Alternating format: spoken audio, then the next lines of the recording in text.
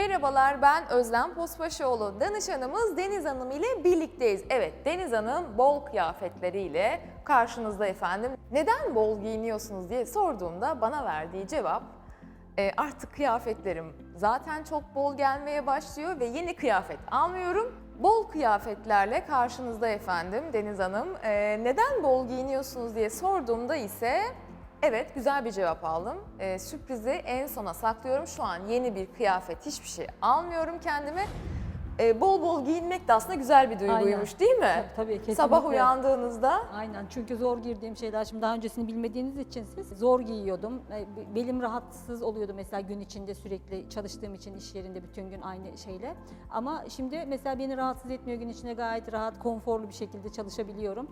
Ve bacaklarımda da inanılmaz bir şey var. Bu pantolon yani bu kadar normalde bol olan bir pantolon değildi bana, normalde hani dar gibi duran bir pantolondu. Şu anda şalvar gibi oldu. Evet, sanki 3 beden büyük kıyafet almışsınız gibi duruyor. Aynen öyle, ama hani böyle devam edelim ki en sonunda görebilsin herkes ne olduğunu. Yani bu duyguyu değil mi 22 senedir çözemediği bir yağlanma problemi için bize başvurmuştu. Aynen. İzleyemeyenler için hatırlatmak da istiyorum. Yani bu sözleri duymak benim için çok önemli çünkü Deniz Hanım bize geldiğinde 22 sene önce doğum yaptım. Oğlum 22 yaşında ve ben kilolarımı hala veremedim. Yani dolayısıyla bugün hızlı bir şekilde 11 santim incelmeye ulaşmak ve kıyafetlerin böyle bol bol gelmesi demek ki biz doğru yoldayız ve muhteşem bir sonuç bizi bekliyor olacak. Peki Deniz Hanım'a hangi işlemleri uyguladık? Gelin birlikte hatırlayalım. Deniz Hanım'a öncelikle 40 plus işlem bizim olmazsa olmazımız. Neden? Çünkü Deniz Hanım'ın hikayesinde ciddi bir direnç var. Karın, göbek, bel çevresinde bir türlü kurtulamadığı bir yağlanma problemi için özellikle bize başvurmuştu. 40 plus işlem direnci lokalize eder, direnci yakalar ve o direnci kırarak kişinin aslında zayıflama sürecini hızlandırır ve kolaylaştırır. Ayrıca 40 plus işlemin iştah kapatıcı etkisi oldukça yüksektir. Bu süreçte sağlıklı beslenme konusunda da hem diyetimi yapamıyorum, ben sağlıklı beslenmekte zorlanıyorum diyen kişilere de ciddi anlamda destek sağlayan bir uygulamadır.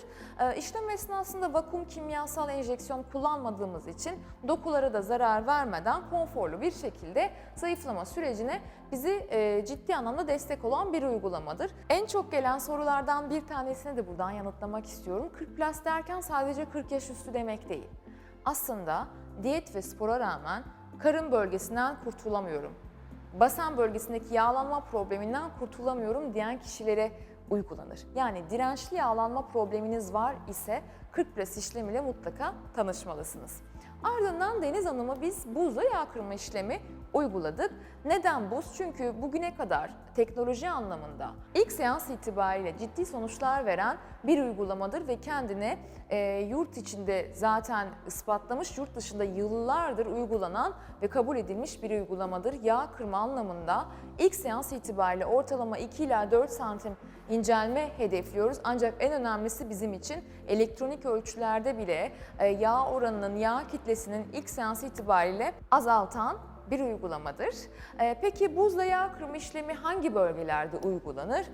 Yağlanma problemi olan her bölgede diyebiliriz. Örneğin iç, dış bacak, karın, göbek, bel çevresi, hatta kol bölgesine dahil işlemi uygulamak mümkün. Ancak tekrar söyleyeceğim, bu tarz işlemler mutlaka uzman eller tarafından uygulanmalıdır ve kişinin ihtiyaçlarını doğru tespit ederek doğru program uygulanmalıdır. Ardından Deniz Hanım'a biz sıkılaşma programı önerdik.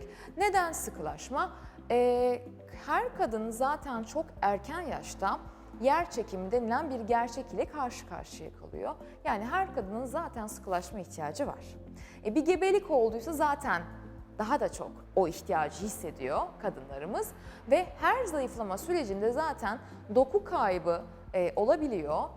Kaslarımızı sıkılaştırmak hem zayıflarken sıkı bir vücuda kavuşmak için sıkılaşma işlemi çok önemli diyoruz. Estetik bir görüntü. Yani bazen duyuyoruz mesela çevremizde çok kilo verdim ama keşke vermeseydim. Aynen. Sarktım hep. Sarktım diyenler oluyor. Yani bu tarz problemleri hem önlemiş oluyoruz hem de mevcut ihtiyacınıza cevap vermiş oluyoruz bu işlem sayesinde.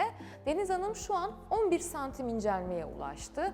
Deniz Hanım'ın zayıflama hikayesini adım adım detaylı bir şekilde sizlerle paylaşmaya devam ediyor olacağız. Bizi izlemeye devam edin.